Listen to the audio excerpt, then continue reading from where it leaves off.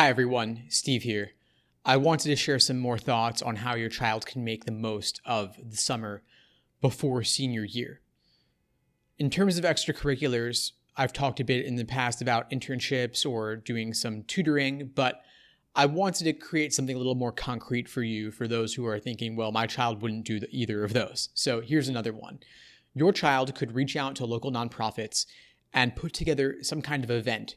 Maybe it's an SAT prep workshop or another sort of academic or even literacy workshop for children in a neighboring underserved community. Your child may not be into academics, but maybe there's one particular area where your child could help out.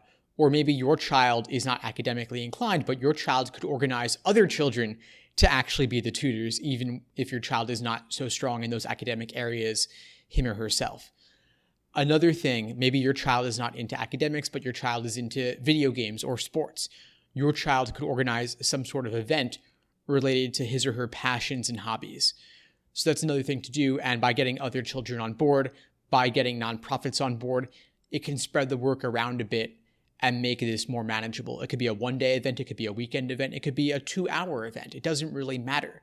The idea is that your child is planning something, organizing something, doing something. And again, this is great material for activities lists, for resumes, for college essay topics, for speaking about during a college interview. So there's a lot of ways that it can work together with the application as a whole. Of course, as I mentioned last time, there is, of course, the college essay itself to be working on, to start thinking about. So it's never too early to start drafting that and playing around with some ideas.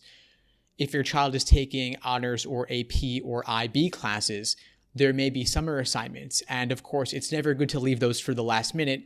If your child can knock them out sooner rather than later and get them out of the way, that way the start of the school year will not be quite as stressful.